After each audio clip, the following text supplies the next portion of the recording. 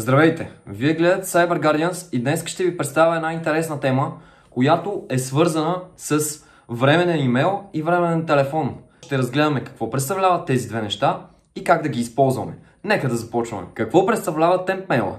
Или по-скоро наречен Temporary имейл, временен имейл, е това, че можете да използвате имейл, който се регенерира през 30 секунди или през една минута. В този имейл вие можете да се регистрирате в определен вебсайт, за да видите неговата функционалност и да използвате неговите услуги за кратък период от време. Разбира се, това се използва еднократно и с цел анонимност от повечето хора. На абсолютно същия принцип работи и темфона, т.е. Temporary Phone, временен телефонен номер, който има предоставен вариант от това да използвате него до верификация в определен вебсайт и да ви изпрати код, за да потвърдите вашата самоличност или за вашия акаунт да потвърдите, че не сте робот. Така че на абсолютно същия принцип работи и той. Сега, след като разбрахме какво представляват тези две неща, които днес ще разгледаме, нека да се прехвърлим на лаптопа, за да мога да ви покажа няколко демонстрации и да ви покажа няколко вебсайта, които и вие можете да използвате за вашата анонимност. Както виждаме в момента на екрана, имаме различни уебсайтове, като напишем TempMail в Google или която и ще да е търсачка. Излизат няколко опции, които ние можем да разгледаме, да пробваме и да видим.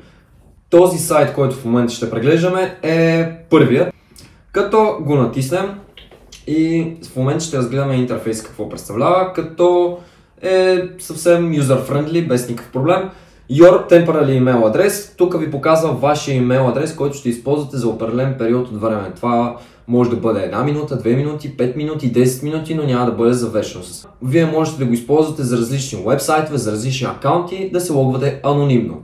Разгледахме какво представлява тази част от уебсайта и тук също така ви показва идващи съобщения, които към вас са били изпратени към този имейл. Примерно за верификация, потвърждение на код, на акаунт и така нататък. Сега ще ви покажа демонстрация за регистрация някъде.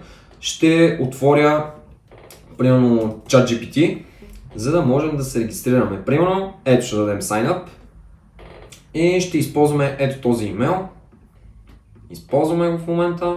И ще си креейтнем акаунт без абсолютно никакъв проблем. Създаваме си парола и в момента, както виждате, check your inbox, enter the verification code we just sent to ето този имейл, нали? Като дойдем ето тук и виждаме, че сме получили verification код, който ние трябва да копираме и да поставим тук. И както виждате, в момента без никакъв проблем влязохме. Примерно сега ще попитаме нещо. What is cyber security? И абсолютно безпроблемно успяхме да се регистрираме и да направим анонимен акаунт в ChatGPT, без никакъв проблем. Има и в различни акаунти, мога да създам и в WeTransfer, навсякъде. Също така, искам да допълня. Има определена блеклиста, които уебсайтовете ни използват. Тази блеклиста какво представлява? Този имейл, който в момента въведохме, може да бъде в тази блеклиста, защото е употребяван твърде много пъти, защото е временен и така нататък. Имайте го в предвид, в последствие, ако не стане, пробвайте различни варианти за направата на точно такива действия. Сега ще ви покажа какво представлява темфона. И както виждате в момента, пак ни излизат абсолютно различни работи, като аз ще използвам вебсайта, който аз по принцип използвам. Вие ако искате, може да използвате различни, без никакъв проблем. Тъмън ще споделите и в коментарите дали тяхната функционалност е подобна, дали има някакви бъгове, дали не. Първото е Quaker. По абсолютно идентичен начин е работата му като темпмейла. Тук можете да си купите телефон даже, без никакъв проблем, който да използвате за верификация наляво надясно.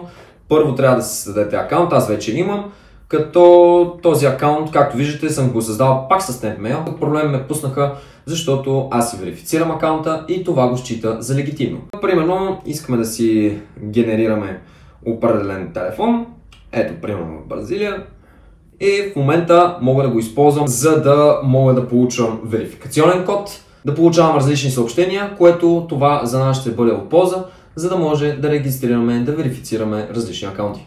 Благодаря, че изгледа до край.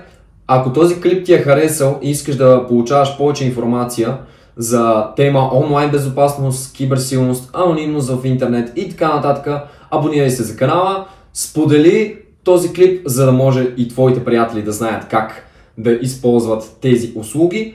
Също така и напиши коментарче, ако този клип ти е харесал, и предложете тема за онлайн безопасност, която искате да разгледаме.